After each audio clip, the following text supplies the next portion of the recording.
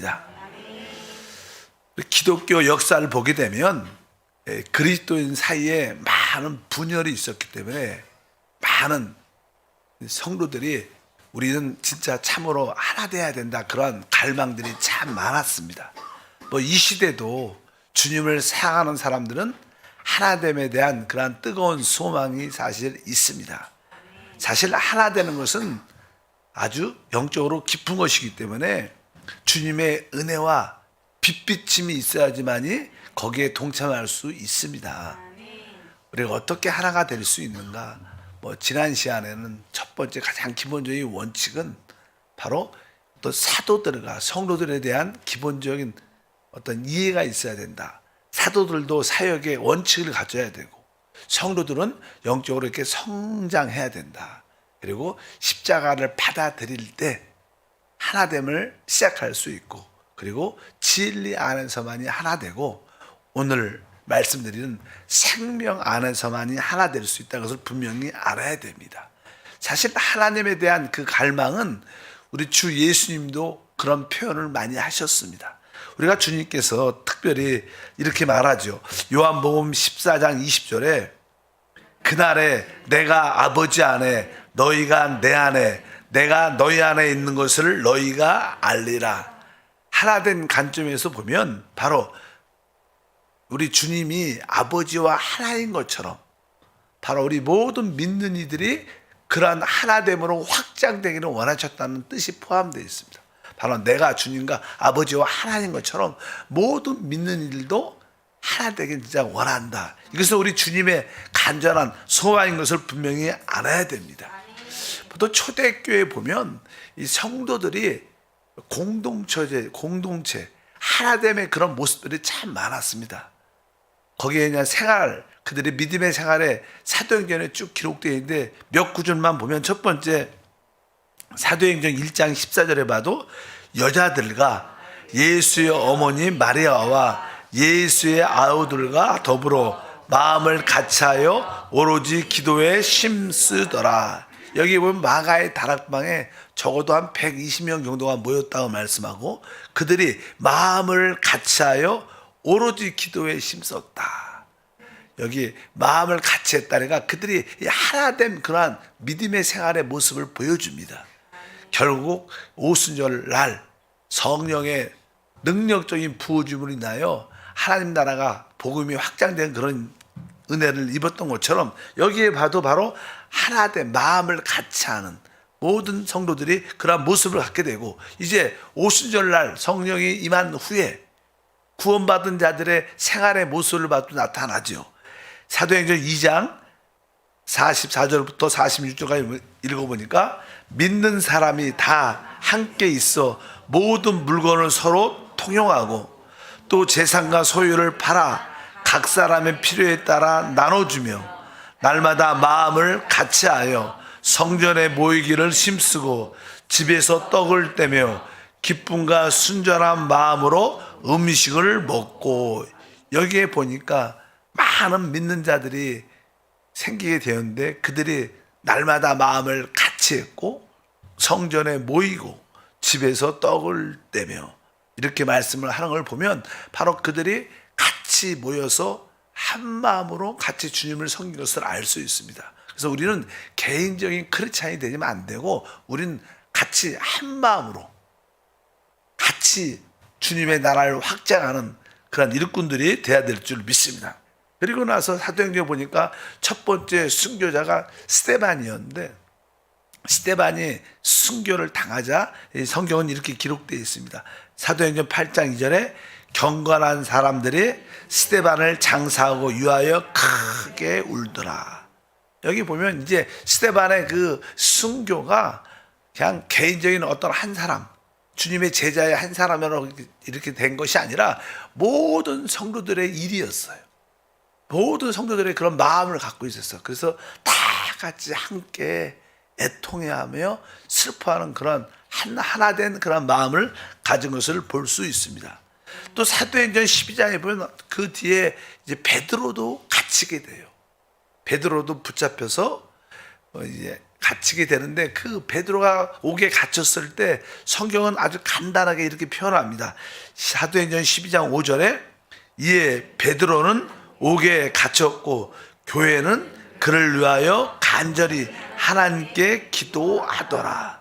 여기 보니까 교회는 그를 위하여, 교회는 한번 따라할까요? 교회는 우리 한국은 이렇게 성도란 단어를 많이 쓰지만 이렇게 보통 외국에서 말할 때는 교회란 단어를 많이 써요. 우리 교회, 교회는 바로 우리라는 표현을 바로 보통 단어들이 교회 이렇게 말합니다. 교회여 일어나라 이렇게 표현하는데, 이렇게 교회는 뭐예요? 우리 모든 믿는 자들이 주 안에서 하나된 공동체죠. 그러니까 모든 베드로가 옥에 갇혔을 때도 교회 모든 성도들이 하나된 마음으로 함께 그를 위해서 기도하게 되고, 결국 그가 기적적인 역사로 천사를 통하여 그가 옥에서 풀려나는 그런 간증도 우리가 알고 있습니다. 또 뒤에 보면 사도행전 20장에도 사도 바울은 세 번째로 예루살렘에 올라갑니다. 항상 많은 교회를 이방 땅에 세웠지만 교회 안에 잘못된 가르침이 들어오니까 그 잘못된 가르침의 근원지가 예루살렘의 것을 알고 예루살렘 교회를 올라갑니다. 생각을 합니다. 올라가려고 이제 자기의 의지와 성령의 감동에서 올라가는데 많은 주변에 믿는 자들이 좀 반대를 하죠. 이번에 가면 옥에 갇히고 많은 어려움을 겪게 될 것이다. 혹시 죽을 수도 있다.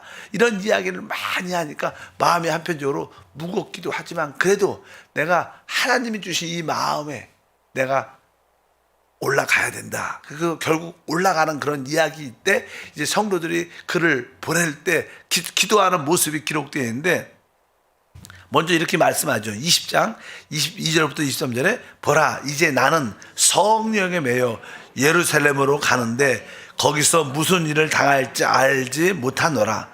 오직 성령이 각성해서 내게 증언하며 결박과 환난이 나를 기다린다 하시니, 그런 환난과 결박이 나를 기다리고 있지만 내가 복음을 위하여 하나님의 교회에 아주 순수함을 지키기 위해서 내가 올라가서 이 문제를 해결하겠다. 올라갈 때 이제 같이 기도하는 모습이 36절부터 39절이니까 이 말을 한 후 무릎을 꿇고 그 모든 사람들과 함께 기도하니 다 크게 울며 바울의 목을 안고 입을 맞추고 다시 그의 얼굴을 보지 못하리라 한 말로 말미암아 더욱 근심하고 배에까지 그를 전송하니라. 우리가 이 선교사를 이렇게 파송할 때 어쩌면 다시 보지 못할 수도 있다.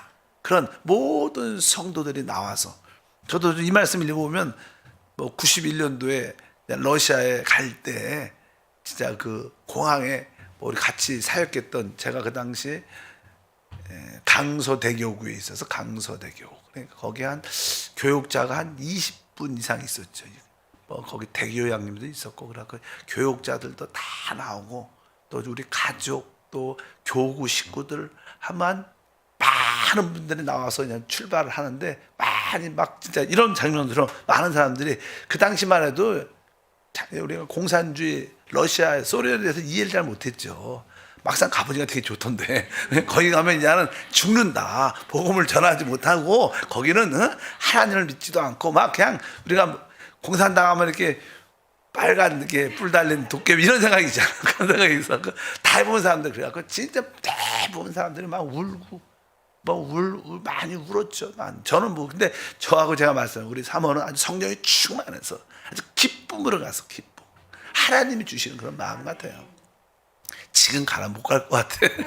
그 상태 되면. 그러니까 막 성도들이 그런 한 마음으로 돼갖고 이 가는 그런 모습들, 모든 교회가 그러한 모든 사역에 있어서 또 섬김에 있어서 하나됨을 갖는 것이 중요하다. 이것이 그들의 뭐요? 생활인 줄 믿습니다. 그래서 이 초대교회는 사도들과 모든 성도들이 이렇게 한 몸 안에서 그러한 교제와 섬김 안에서 주님을 섬겼다. 그래서 하나됨이 진짜 중요하다. 그럼 어떻게 우리가 이 하나 될 수 있는가? 오늘 세 번째 방면은 바로 생명으로 하나 될 수 있어요. 우리가 얻은 생명, 바로 우리 안에 영접된 그 생명에 대한 터치가 있으면 우리는 자연스럽게 하나됨 안에 있게 되는 줄 믿습니다. 그래서 우리가 주 예수를 믿으면 우리는 성령으로 거듭나죠. 예수님이 죽으시고 부활하실 때 그분의 생명을 우리에게 줄 수 있습니다. 그분이 부활하실 때 바로 우리는 주님의 그 생명을 얻게 됩니다. 그래서 이 부활이라는 것이 우리 복음의 핵심이다. 우리가 베드로전서 1장 3절에 기록되어 있습니다. 우리 주 예수 그리스도의 아버지 하나님을 찬송하리로다. 그의 많으신 긍휼대로 예수 그리스도를 죽은 자 가운데 부활하게 하심으로 말미암아 우리를 거듭나게 하사 산 소망이 있게 하시며, 이 말씀은 주님께서 부활하셨을 때 바로 그분의 생명이 우리에게 들어올 수 있는 그런 길이 열렸다는 거예요. 그러니까 우리가 거듭날 수 있는 것은 그분이 부활하셨기 때문입니다. 부활하셔서 성령으로 우리에게 거듭난 영을 허락하셨고 그 안에 생명이 우리 안에 들어오게 됐다. 그래서 우리 주님은 부활하시고 나서 우리에 대해서 뭐라 하냐면 바로 형제라고 부릅니다. 우리 주님은 예를 들어서 이 하나님이시죠. 하나님이신데 그분이 육신을 입으셨어요. 육신을 입으셨을 때 육신도 이제 죽음과 부활을 통하여 진짜 어떻게 죽음과 부활을 통하여 새 창조의 모습을, 영의 몸을 갖게 되는 거예요. 그러니까 우리들도 결국 어때? 거듭남은 영이 살아나고 결국 그 성령 안에 결국 우리는 거듭는 영의 몸으로 변화되는 그런 과정 가운데 있습니다. 결국 주님이 변형되신 것처럼 우리도 주님이 다시 오실 때 영광스러운 몸으로 변화되는 그런 은혜와 축복이 함께합니다. 그래서 우리 주님은 부활하시고 나서 이제 제자들을 향해서 바로 내 형제, 내 아버지 할 때 너희 아버지 이렇게 표현을 하신대. 그래서 이 아버지란 호칭은 되게 중요합니다. 신약에서만이 하나님을 뭐로? 아버지라 부를 수 있어요. 그래서 뭐예요? 우리가 그분의 생명을 진짜 얻었다는 거예요. 우리가 그분으로 거듭났다는 거예요. 그래서 우리 안에는 하나님의 생명, 영생이 우리 안에 있습니다. 뭐 영생이라는 것은 죽어서 가는 곳이 그런 개념이 아닙니다. 바로 우리가 주 예수를 믿는 그 순간 거듭남으로 하나님의 영원한 생명을 갖고 있기 때문에 우리는 영원한 삶을 살 수 있어요. 다만 그것이 우리 육신 안에 갇혀 있기 때문에 우리 육신이 계속 이렇게 변화되고 새로워지는 그런 과정 가운데 있다는 것을 분명히 아시길 바랍니다. 그래서 이 아버지라는 단어가 바로 다른 것이 아니라 생명과 관련된 단어이다. 그래서 우리의 신앙생활은 바로 이 생명을 따라 사는 것이다. 이럴 때만이 우리는 하나 될 수 있다. 이렇게 말씀을 합니다. 우리 로마서 6장 4절에 다 같이 읽어보니까 그러므로 우리가 그의 죽으심과 합하여 침례를 받음으로 그와 함께 장사되었나니 이는 아버지의 영광으로 말미암아 그리스도를 죽은 자 가운데 살리신 것 같이 우리로 또한 새 생명 가운데 행하게 하려 하심이라. 이제 우리는 주 예수의 부활하심을 말미암아 새 생명을 얻었기 때문에 우리의 신앙생활, 우리의 생활은 뭐예요? 이 새 생명을 따라 행하는 거예요. 그러니까 우리 안에 영접된 이 그리스도, 이 새 생명에 대한 인식이 없으면 참된 신앙생활이 될 수가 없는 거예요. 그래서 이 생명이 있으면 이 생명을 따라 살고 여러분도 생명을 따라 살면 우리는 자연스럽게 하나됨 하나 있을 수밖에 없는 거예요.